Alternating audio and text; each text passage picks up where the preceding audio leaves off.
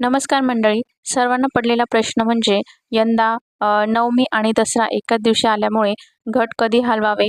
जर तुम्ही अखंड दिवा लावला असेल, तर अखंड दिवा कधी उचलावा? त्यानंतर अष्टमी आणि नवमी म्हणजे तिथीसुद्धा एकाच दिवशी आहे, तर त्यामुळे अष्टमीचा उपवास कधी सोडावा? तर याबद्दलची सर्व माहिती किंवा याबद्दल जे काही प्रश्न असतील, तर त्याचे सर्व उत्तरे तुम्हाला या व्हिडिओमधून मिळणार आहे. तर त्यासाठी व्हिडिओ शेवटपर्यंत बघा. शारदीय नवरात्रीमध्ये अष्टमी आणि नवमी तिथीला विशेष महत्त्व देण्यात येते. नवरात्रीचा 8वा दिवस म्हणजे अष्टमी म्हणून ओळखला जातो. या दिवशी विशेष पूजन असे केले जाते. म्हणजेच नवरात्रीची देवीची सेवा केली जाते. तर कन्यापूजन असेल, देवीची ओटी भरणे, होम-हवन, त्याचबरोबर देवीला कुंकुमार्चन करणे. तर या सर्व गोष्टी अष्टमी आणि नवमीला करणे अत्यंत महत्त्वपूर्ण किंवा फलदायी मानले जाते. तर त्यामुळे आपण या गोष्टीसुद्धा कधी कराव्यात हे सुद्धा जाणून घेणार आहोत आणि ज्यांचे नवरात्रीचे 9 दिवस उपवास असतील, तर त्यांनी उपवाससुद्धा कधी सोडायचा आहे, तर हे पण आपण पुढे जाणून घेणार आहोत. तर नवरात्रीच्या 8व्या दिवसाला अष्टमी आणि 9व्या दिवसाला नवमी म्हणून ओळखले जाते.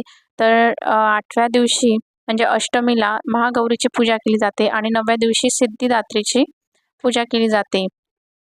तर अशा देवीच्या 9 रूपांची पूजा नवरात्रीच्या 9 दिवसांमध्ये केली जाते आणि प्रत्येकजण आपापल्या पद्धतीने देवीची सेवा उपासना करण्याचा प्रयत्न करत असतो. काही जण नवरात्रीचे 9 दिवस उपवास करतात, तर काही जण फक्त उठता-बसता उपवास करतात, म्हणजे अष्टमी आणि नवमीला उपवास करतात.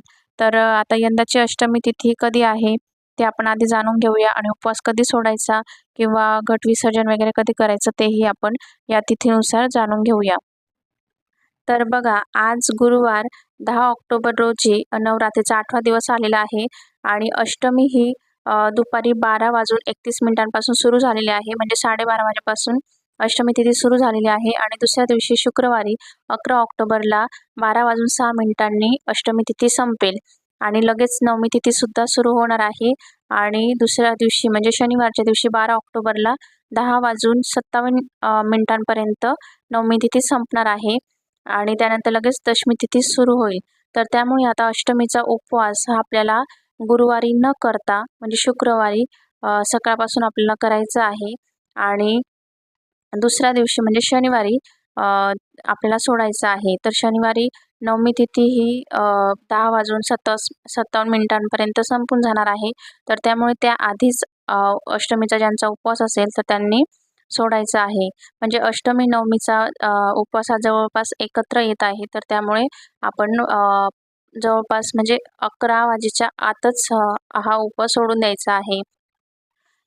ज्यांच्याकडे घट बसवलेले असतील किंवा ज्यांच्याकडे फक्त अखंड दिवा लावला जात असेल, तर त्यांनी काय करायचं किंवा त्यांनी घट विसर्जन कधी करावे? तर आता बघा, प्रत्येकाकडे वेगवेगळी पद्धत असते. म्हणजे काही जणांकडे नवमीच्या दिवशी घट विसर्जन केले जाते आणि त्याच दिवशी नवमीच्या दिवशी उपवास वगैरे सोडला जातो आणि काही जणांकडे दशमीच्या दिवशी म्हणजे दसऱ्याच्या दिवशी घट विसर्जन, घट हलवले जातात. तर आता जशी आपल्याकडे पद्धत असेल, जसं आपल्याकडे कुळाचार केला जात असेल, तसं आपण करायचं आहे. तर आता मी तुम्हाला आधी नवमी तिथी वगैरे सांगितलं आहे. तर नवमी तिथी ही 12 ऑक्टोबरला शनिवारच्या दिवशी 11 वाजेच्या आतच तुम्ही म्हणजे 10:57ला नवमी तिथी संपणार आहे. तर त्यामुळे 11 वाजेच्या आत तुम्ही घट विसर्जन करू शकतात. घट हलवायचे आहे. त्याचबरोबर तुम्ही पुरणावळ्याचा स्वयंपाक करून नैवेद्य दाखवायचा आहे आणि त्याआधीच तुम्ही नवमीला जर तुमच्याकडे हे सर्व केलं जात असेल, तर तुम्ही नवमीला यावेळेत तुम्ही घट विसर्जन वगैरे करू शकतात किंवा अखंड दिवा फक्त लावला असेल, तर तो सुद्धा तुम्ही उचलू शकतात आणि नैवेद्य वगैरे दाखवून त्या दिवशीच 11 वाजेच्या आत उपवास सोडू शकतात. पण जर ज्यांच्याकडे दशमीच्या दिवशी म्हणजे दसऱ्याच्या दिवशी पूजा उचलली जात असेल, तर त्यांनी दशमी तिथी ही 11 वाजेनंतर सुरू होत आहे. तर त्यामुळे तुम्ही 11 वाजेनंतर दुपारी नैवेद्य वगैरे दाखवून घट हलवू शकतात, घटाचे विसर्जन करू शकतात, तसेच अखंड दिवासुद्धा उचलू शकतात आणि उदय तिथीनुसार आपल्याला दसऱ्याचा सण हा 12 ऑक्टोबरला शनिवारच्या दिवशीच साजरा करायचा आहे. जरी नवमी आणि दसरा एकत्र असला तरीही उदय तिथीनुसार दसऱ्याचा सण हा शनिवारच्या दिवशी साजरा केला जाणार आहे.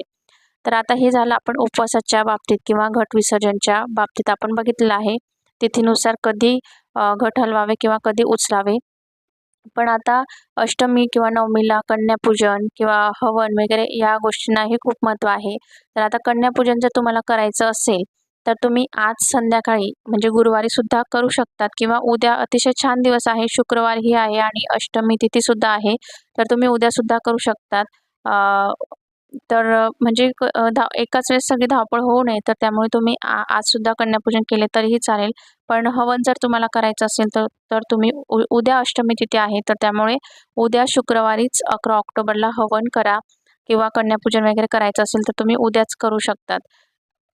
पण ज्यांना कन्यापूजनचा म्हणजे मुहूर्त जर पाहिजे असेल, तर मी तुम्हाला कन्यापूजनसाठी शुभ मुहूर्त सांगते. तर तो तुम्ही महाअष्टमीच्या दिवशी म्हणजे 11 ऑक्टोबरला सकाळी 7 वाजून 47 मिनिटांपासून ते 10 वाजून 41 मिनिटांपर्यंत कन्यापूजनसाठी तुम्हाला शुभ मुहूर्त असेल. त्याच्यानंतर 10 वाजून 41 मिनिटांपासून ते दुपारी 12 वाजून 8 मिनिटांपर्यंत हा जो काळ असेल तर तो त्यावेळेत तुम्ही कन्यापूजन करू नका. कारण तो वेळ जो आहे तर तो राहू काल आहे. तर त्यामुळे राहू काळात न करता त्यानंतर तुम्ही 12 वाजून 9 मिनिटांपासून ते 1 वाजून 35 मिनिटांपर्यंत म्हणजे 12 वाजेपासून ते 1:30 वाजेपर्यंत हा सुद्धा एक मुहूर्त आहे. म्हणजे सकाळचा 7:45 वाजेपासून ते 11:45 पर्यंत आणि नंतरचा 12 वाजेपासून तर 1:30 वाजेपर्यंत या काळात सुद्धा तुम्ही जर तुम्हाला शुभ मुहूर्तावर करायचं असेल तरच तुम्ही कन्यापूजन करू शकतात किंवा संध्याकाळी वगैरे सुद्धा केलं तरीही चालेल, काही हरकत नाही. तर अशा प्रकारे आपण सर्व माहिती बघितलेली आहे. अखंड दिवा कधी उचलायचा किंवा घट विसर्जन कधी करायचं, उपवास कधी सोडायचा. आता नवरात्रीचे 9 दिवस ज्यांनी उपवास केला असेल त्यांनी सुद्धा तुमच्याकडे जसं नवमी किंवा दशमीला उपवास सोडला जात असेल, तर त्यानुसार तुम्ही नवमी आणि दशमी तिथी मी तुम्हाला सांगितलेलीच आहे, तर त्यानुसार तुम्ही उपवास सोडू शकतात.